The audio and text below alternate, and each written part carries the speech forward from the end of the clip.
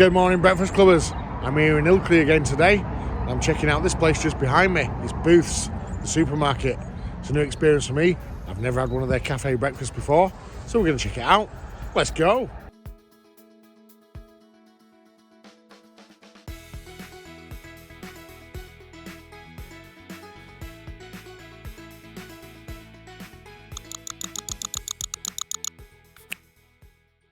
Yes, today I'm back in Ilkley for another review in the Supermarket Sweep series, and this time it's Booths Café's turn for the full English Breakfast Club treatment, with Booths being considered somewhat upmarket, well, a little more than your Asda and Tesco's. Expectations are a little higher, but as we've seen before with our review at Marks and Spencer's, upmarket doesn't always translate to the food in the cafe. Let's just hope it's not as much of a letdown as that was. And aside from the veggie option, there's only one type of full English on offer here, and that's Booths' signature breakfast, priced at £10.50. On this one, you're getting 2 bacon, pork sausage, vine tomatoes, 2 eggs your way. I've opted for poached, sautéed mushrooms, black pudding, hash brown, baked beans, and a slice of toast. Drinks are extra, and I've opted for a pot of tea, priced at £3. It's about a 10-minute wait before our breakfast arrives, so it's time to tuck in. Yep, great, thank you very much. No, thanks, cheers.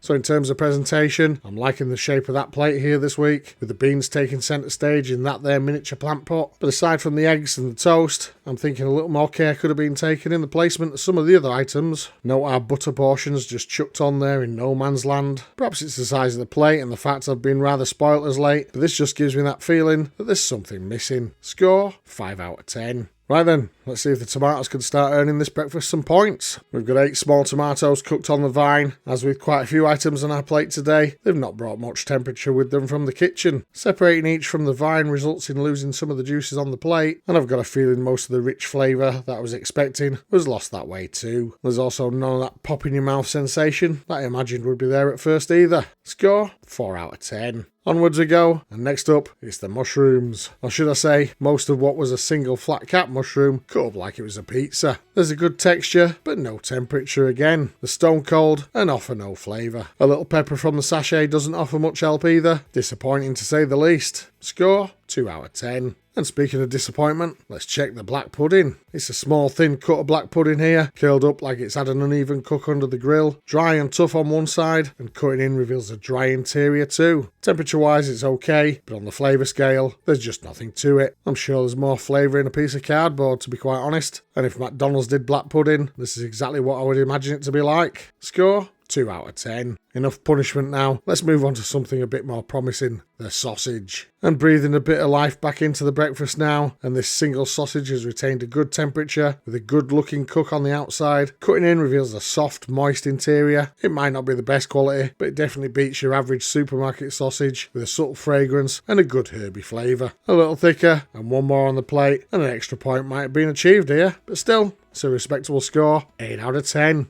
Right. Optimism restored.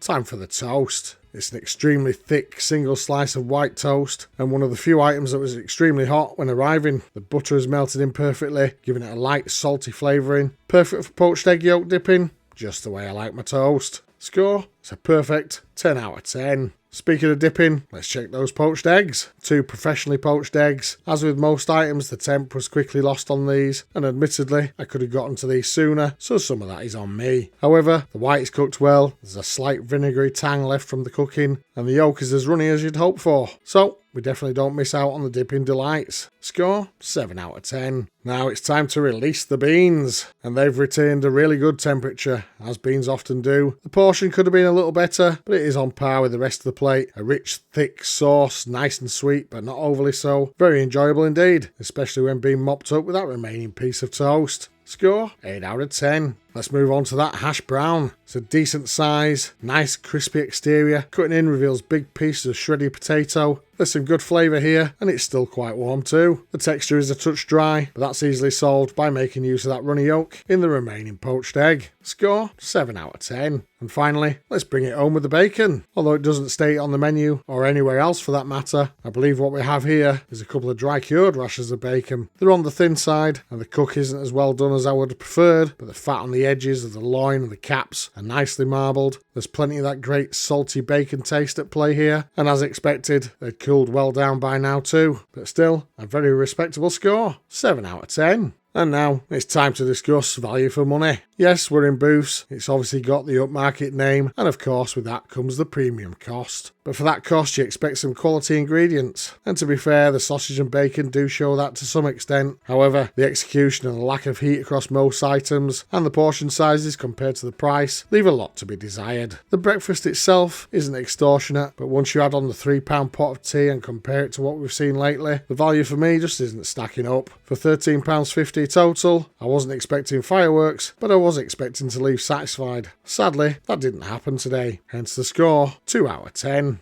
Let's quickly run over those missing items now, and fried bread is not on the menu, nor available upon request, so that's 1 point deducted from the overall point score. Okay, let's have a look at the numbers. And after chucking all those scores into our number cruncher, Booths Café comes out with a total of 61 points out of a maximum of 110. And converting that into a percentage, today's final Breakfast Club score is 55.5%, placing them in the bottom half of our average rating bracket. And looking at the leaderboard now, and that score just doesn't cut it, placing them well outside of our top 10. And there we have it, another supermarket cafe, and sadly another letdown. I didn't come in expecting Michelin stars, but I did expect something a bit more polished than lukewarm ingredients and missing flavour. Booths may carry that upmarket reputation, but this breakfast certainly didn't get the memo. Still, it's all part of the journey. Some hit, some miss, and some leave you wondering whether you should have gone home and made a bacon butty instead. So if you've enjoyed this video and you like what we're doing, the best way to support us is to like, share and subscribe. It's free to do and really helps the channel grow.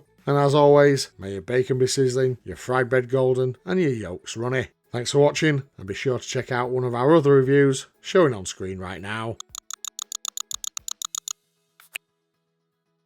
So that was my breakfast here at Booths this morning. What did you think of that one? Let me know in the comments. Thanks for watching. Bye for now.